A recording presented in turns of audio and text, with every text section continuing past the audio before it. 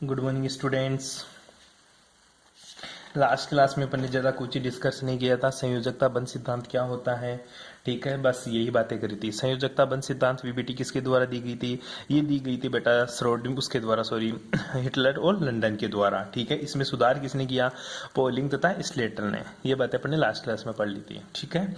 और नियम क्या थे, वो नियम आप लोगों को ध्यान में रखना है। वीबीटी क्या है, क्वेश्चन सुन ले, ये क्वेश्चन आएगा, वीबीटी क्या है, वीबीटी के नियम लिखो। तो ये नियम आपको वीबीटी के लिखने हैं जी, ठीक है। अब क्वेश्चन आता है तेरा कि संयोजकता बंध सिद्धांत के आधार पर हाइड्रोजन अणु का बनना समझाओ, ठीक है। किसके आधार पर बेटा?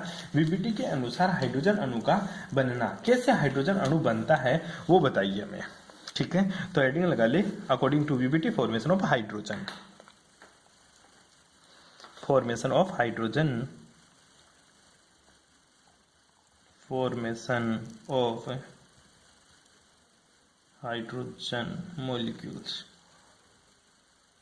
ठीक है, H2 बाई वीबीटी या अकॉर्डिंग टू वीबीटी,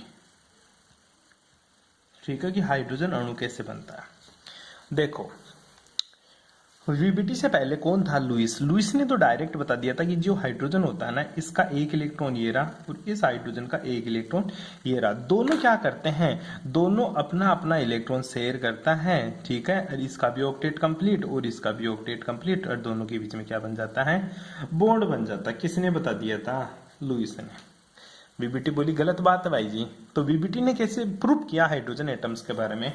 वो बेटा प्रूव किया था, मैंने बताया था, लुईस के नियम को किसने सही किया था? श्रोडिंगर ने। किसने किया था बेटा? श्रोडिंगर ने। और श्रोडिंगर ने क्वांटम मैकेनिक्स में, ऊपर ही अपनी चीजें ये रही, ठीक है। श्रोडिंगर ने, मैंने बताया था लुईस फेल हुआ, फिर श्रोडिंगर आया। श्रोडिंगर ने क्वांटम मैकेनिक्स में क्या माना बेटा? वेव फंक्शन माना और अपना नियम दे दिया। वो फिजिकल केमिस्ट्री में पर नहीं पढ़ेंगे, लेकिन एक्चुअल में हाइड्रोजन कैसे बना था वो केवल और केवल फिजिकल केमिस्ट्री ही अपन को बता सकती है। तो चलते हैं अपने फिजिकल केमिस्ट्री के पास, जो श्रोडिंगर ने बताया था, ठीक है बेटा जी। चलो जी, चलो।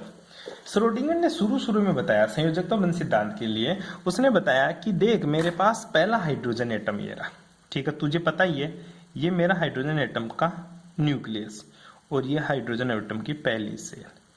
पता है इसके अंदर कौन सा चार्ज होता है बेटा? प्लस, क्योंकि न्यूक्लियस के अंदर हमेशा क्या होता है? न्यूट्रॉन और प्रोटॉन। अब तेरा जो इलेक्ट्रॉन है वो यहाँ है, ठीक है। मैंने दो हाइड्रोजन ले लिया, ये पहला मेरा हाइड्रोजन है जिसको मैंने Ha दे दिया। हालांकि हाइड्रोजन एक ही होता है, हाइड्रोजन का रंग रूप सब एक ही होता है, लेकिन समझने के लिए मैंने इसको Ha नाम दे दिया। दूसरा हाइड्रोजन ये रहा बेटा, इसका ये न्यूक्लियस, ठीक है, इसकी ये चारों तरफ का इलेक्ट्रॉन जहां मोशन करेगा, इसका नाम उसने क्या दे दिया बेटा जी? Hb दे दिया, ठीक है।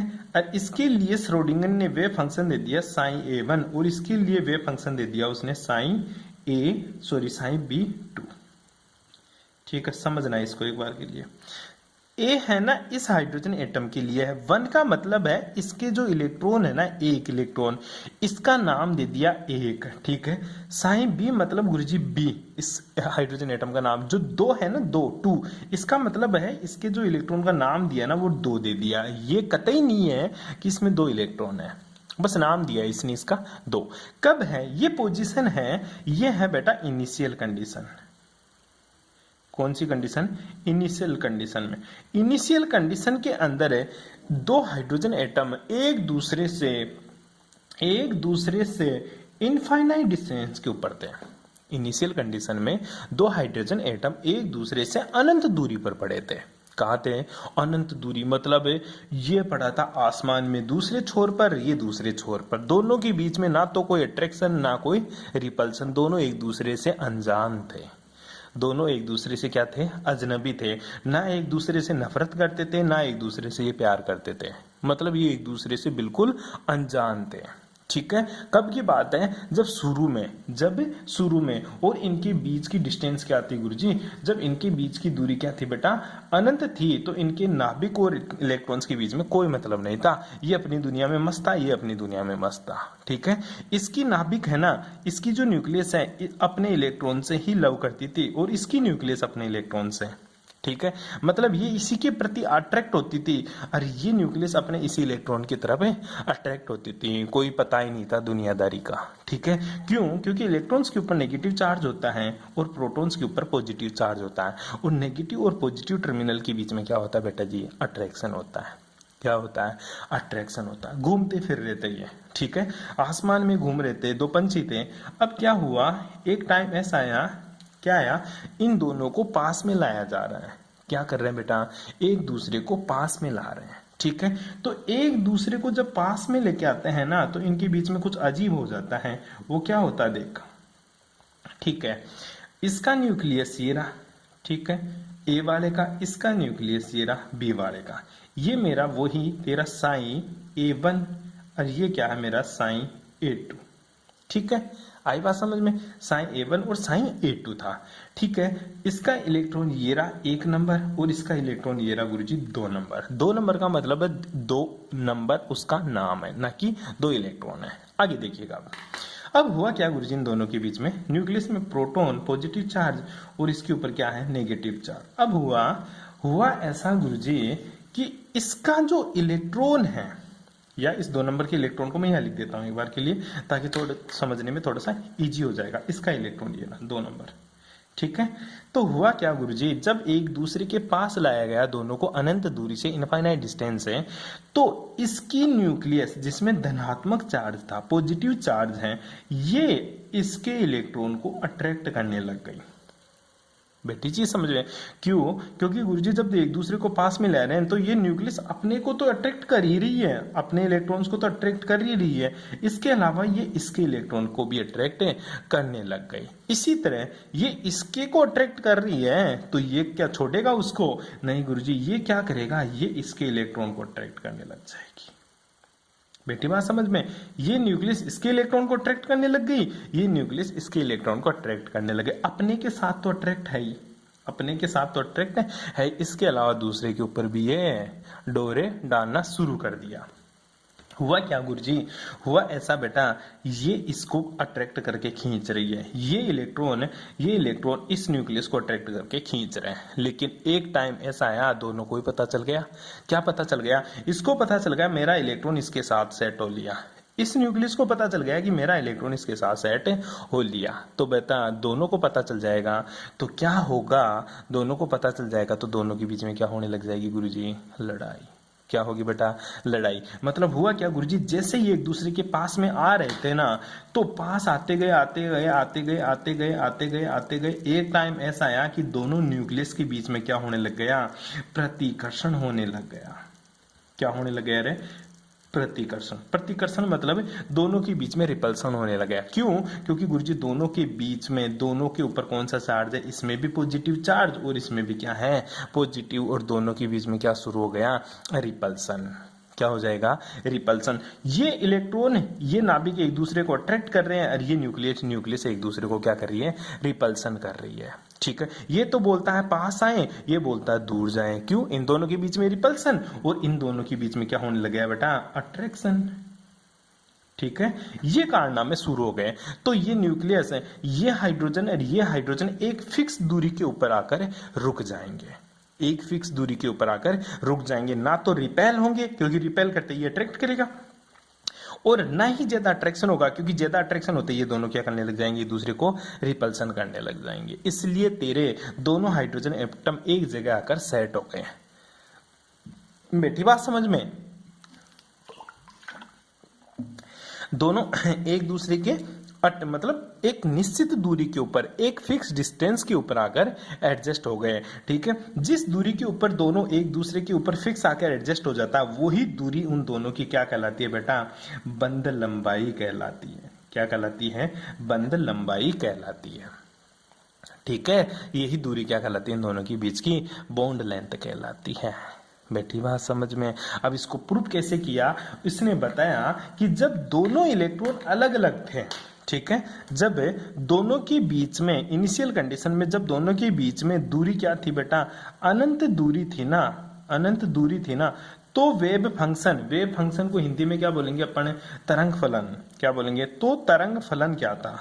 तो गुरुजी जो तरंग फलन था ना, वो क्या था? Psi first. क्या था, साइन फर्स्ट। और साइन फर्स्ट किसके बराबर था, ये साइन फर्स्ट था psi A1 dot psi B2, मतलब अपना इलेक्ट्रॉन अपने के पास, तेरा इलेक्ट्रॉन तेरे के पास, ठीक है, खुद का खुद के इलेक्ट्रॉन के साथ सेट था। लेकिन जब एक दूसरे को पास में लेके आते हैं, जब एक दूसरे को पास में लेके आए, ठीक है, लेके आए, तो क्या हुआ, तो तरंग फलन क्या हो जाता है बेटा, तो गुरुजी जो तरंग फलन होता है वो मेरे को देखने को मिलता है साइन सेकंड। और साइन सेकंड किसके बराबर होता है, साइन सेकंड बराबर तो साइन A2, तू दूसरे के ऊपर लाइन मार, ठीक है, और तू दूसरे के ऊपर लाइन मार, मतलब पहले ये था, ये अपनी को रख रखा था, बी था, अपने इलेक्ट्रॉन को रख रखा था, लेकिन जैसे पास आए तो ए दूसरे के इलेक्ट्रॉन को चाहने लग गया और बी पहले वाले के इलेक्ट्रॉन को चाहने लग गया। इस तरह से दो तरंग फलन मेरे को देखने को मिल गए। क्या मिल गए, दो तरंग फलन गुरुजी देखने को मिल गए। क्या एक बात बता, एक दूसरे के पास में ले आए अपने, तो क्या इसने अपने इलेक्ट्रॉन को छोड़ दिया, नहीं गुरुजी अपने इलेक्ट्रॉन को भी अट्रैक्ट कर रहा है। क्या इसने छोड़ दिया, नहीं गुरुजी ये अपने इलेक्ट्रॉन को भी अट्रैक्ट कर रहा है। तो देख बेटा, जो टोटल वेव फंक्शन होगा, ठीक है, जो टोटल वेव फंक्शन होगा, वो टोटल वेव फंक्शन क्या हो जाएगा, वो देख ले एक बार के लिए। टोटल वेव फंक्शन, टोटल जो वेव फंक्शन होगा वो साइन होगा, और वो किसके बराबर होगा, वो बेटा जी टोटल वेव फंक्शन साइन किसके बराबर होता है, C1 sin1 प्लस का C2 sin2 के बराबर होता है।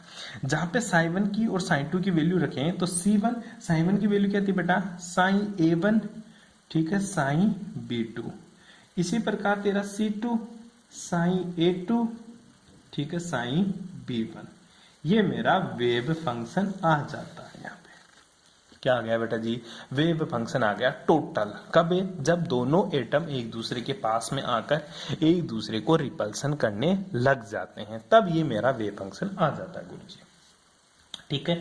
अब बात आती है C1 और C2 क्या है, C1 और गुरुजी C2 है मेरे कांस्टेंट, क्या है जी, कांस्टेंट होते हैं। C1 और C2 क्या होते हैं बेटा, मेरे कांस्टेंट होते हैं।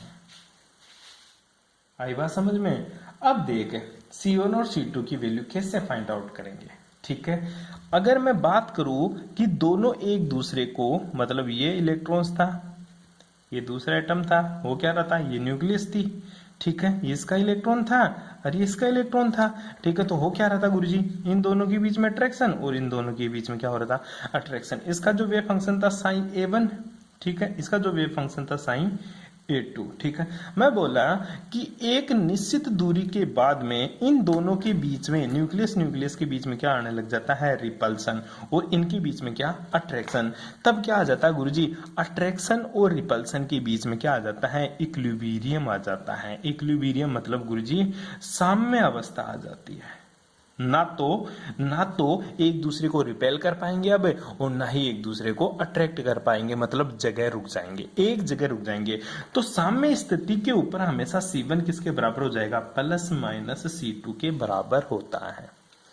C1 बराबर प्लस माइनस C2 हो जाएगा। तो इस जो वेव फंक्शन है इसका मान मैं बदल कर क्या रख सकता हूं बेटा, साइन इक्वस टू C1 बराबर प्लस माइनस C2, साइन बराबर प्लस माइनस C2 रख देंगे, तो ये एक दूसरे को कैंसिल आउट कर देंगे और मेरा जो वेव फंक्शन हो जाएगा बेटा वो क्या हो जाएगा, साइन A, ठीक है, साइन A1 साइन B2, और इस जगह क्या आ जाएगा, प्लस माइनस साइन A2 और साइन B1। क्यों, क्योंकि C1 बराबर प्लस माइनस C2 है, तो बाहर ले ले चाहे C1 चाहिए तो, ठीक है, गुरु जी प्लस माइनस C2, ये ले C1 रख दे या C2 रख दे यहाँ पे, ठीक है, कोई प्रॉब्लम नहीं है, ठीक है। C1 मेरा क्या है, कांस्टेंट, बाहर रख दिया मैंने इस चीज को। अब दो फंक्शन बन गए साइन A और साइन B,